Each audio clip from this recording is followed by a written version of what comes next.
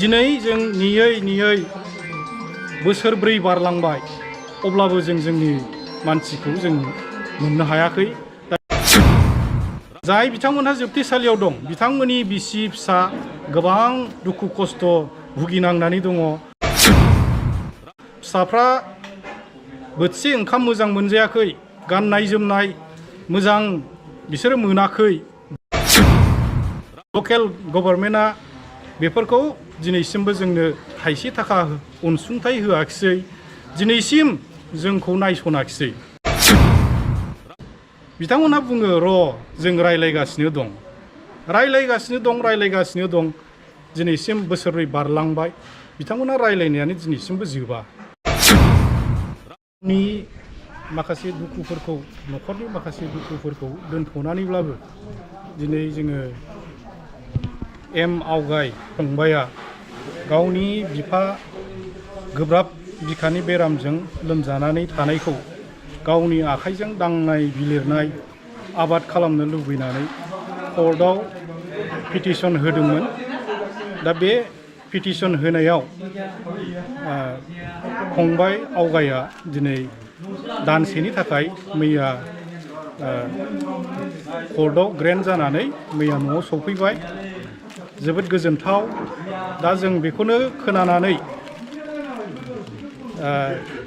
आदै आवगायनि बिफा आदै मुस्रि मेघनाथ मुसाहारि, बिथाङा रिटायार्ड सासे हिन्दी टिचार गभर्नमेन्ट HSN-MV स्कुलनि। दा बिथाङा गोबाव समनिफ्रायनो बिखानि बेरामजों गाग्लोबजानानै लोमजानानै दङ। माखासे सम हस्पिटालाइसबो जादोंमोन। आं गिबियावबो लोमजानाय आदैखौ आङो हस्पिटालाव थांनानैबो आं खौरां लादोंमोन।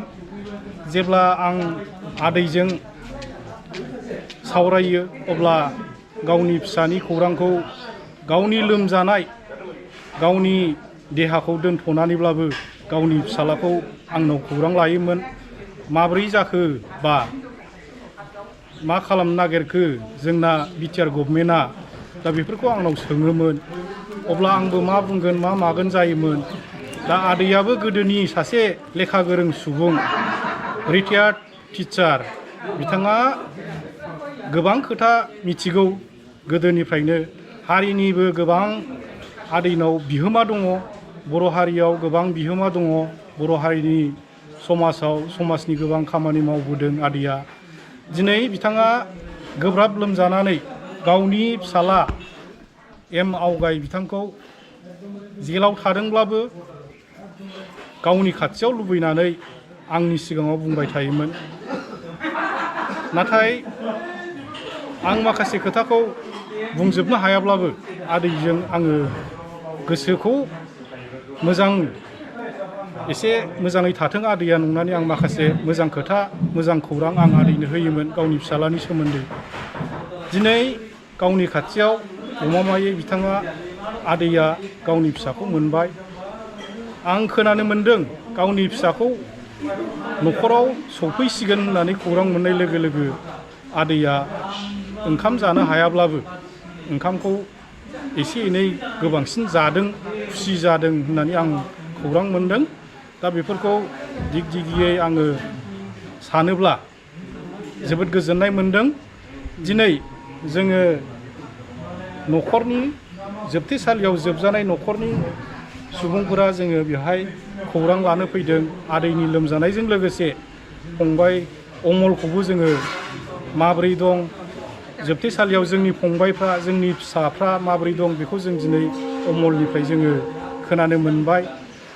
जों सानदोंमोन पिस एकर्ड जानायनि उनाव जोंनि फंबायफोर बा जोंनि फिसाला जाय दावहारु बिथांमोनहा जोबथेसालियाव दङ, बिथांमोनहा न'खराव उदां अख्राङाव फैनानै न'खराव गावनि फेमिलिफोरजों थानो मोनसिगोन जों सानदोंमोन। नाथाय दिनै जों नेयै बोसोरब्रै बारलांबाय अब्लाबो जों जोंनि मानसिखौ जों मोननो हायाखै। दा बेवहाय जों गोबां दुखु दं। दिनै जाय बिथांमोनहा जोबथेसालियाव दं बिथांमोननि बिसि फिसा गोबां दुखु खस्थ' भुगिनांनानै दङ फिसाफ्रा बोथिसे ओंखाम मोजां मोनजायाखै गाननाय जोमनाय मोजां बिसोरो मोनाखै दिनैबो गोग्गो आदार मोनजायाखै गोबां दुखु खस्थ' सहायनांनानै दङ दा बेफोरखौ जोङो नुयोब्ला जों मेगनजों मोदै गयो दिनै जोंनि बिटिआर गभर्नमेन्ट एबा जोंनि लकेल गभर्नमेन्टआ बेफोरखौ दिनैसिमबो जोंनो थाइसे थाखा अनसुंथाइ होआखिसै दिनैसिम जोंखौ नायसनाखिसै गले गले जोङो सोरबा इएमनाव थांदों सोरबा एमएलएनाव थांदों जों खावलायहैदों जोबथेसालियाव जेसेबांनाखि दं बिथांमोननि न'खरखौ बिथांमोननि गथ' गथाय फरायनायफोरखौ एसे नायदो सारमोनहा एसे नायदो जों खावलायदों गले गले नाथाय बिथांमोनहा बुङो र' जों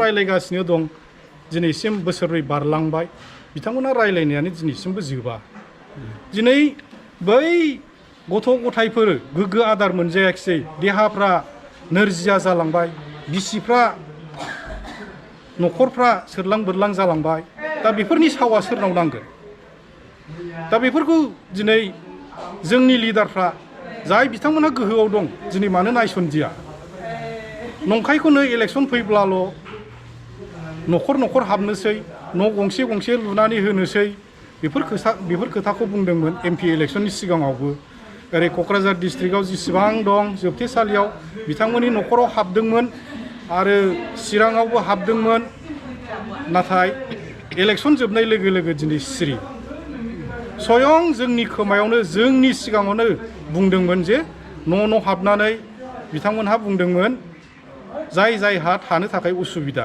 बिथांमोननो जों न' गंसे गंसे लुनानै होनोसै नाथाय दिनै इलेक्सन जोबनाय लोगो लोगो बिथांमोनहा बबाव हाबनानै थासो बबाव हाबखो बबे गुदुङाव हाबनानै थाखो दिनै जोंजों जेबो जगाजगबो गैला जोंजों खुनु लिंक गैला आरो बिथांमोननि लानजायखौनो जों नुवाखिसै जों ससियेल मिडियाफ्रावबो नुदों आरो स्वयं जोंबो थांफानानै गुवाहाटियाव इउनाइटेड फराम अफ एक्स एनडिएफबि बिथांमोनजों जों थांफानानै जोंबो जोंनि खोमाजों खोनाबाय जोंनि मेगनजों नुबाय बेसेबां सिरियास इउनाइटेड फरामनिफ्राय दैदेनगिरि बिथांमोनहा बख'नायनि सार्थआव जेसेबां सिरियास लानानै खामानि मावदों बेखौ जोंबो नुबाय सैथो नंगौ रियेला मा जों दा नुनो मोनदों सिगां समाव जोंखौ माखासे दैदेनगिरिफ्रा माने माखासे थगायै जोंखौ दोनबोबाय थादोंमोन माखासे खोथाफोरखौ ओरैनो मिडियाफ्राव गेदेर बुंदोंमोन नाथाय मावनायाव प्रेक्टिकेलि जिर'मोन दा जोङो इउनाइटेड फराम बिथांमोननि दैदेनगिरिफोरखौ जोङो साबायखर बावदों लोगोसे जोंनि आसामनि गिबि मन्त्रि डक्टर हिमन्त बिश्व शर्मा सार लोगोसे आसाम आयेन आफादनि बुंथिगिरि बिथां बिश्वजित दैमारी सार बिथांमोनखौ जोङो भिक्टिम फेमिलिनि एबा जोबथे जानाय जोंनि न'खरफोरनि जानानै आं बेखौनो साबायखर बावदों दिनै सैथोयै जोङो मोनसे माखासे जोङो गगोन बा मोजां लामाखौ जों दिनै नुहुरबाय आरो रियेलि दासो खामानि मावनाया जागासिनो दं होननानै जोङो दा जों आसा खालामनो हायो जि राजा नामोन जायफ्रा एनाये नांनानै थानाय ना बै न'खरनि मानसिफ्रा माबायदि बाथ्रा बुंदों बेखौ हयथ'बा नोंथांमोना खोनाबाय जानांगौ दिनैहाय अमलनि न'आव आं फैदों बिनि बिमा बिफाखौबो खबर लानो फैदावथावनो जों एसे दान्दिसे नुजाफैदों बिनि न'आव जाय मानसिफ्रा दिनैहाय जाय खुंथायाव थानाय ना बिनि सायाव मा बाथ्रा बुंदों दिनैहाय इउनाइटेड फराम अफ एक्स एनडिएफबि लोगोसे बिश्वजित दैमारी सार बिथांमोनखौबो धन्यबाद होनायखौ नुनाय मोनदों लोगोफोरा भिडिअखौ बारा गोलाव खालामनो सानाखै बावनो दोनथ'बाय जय बर' हारिनि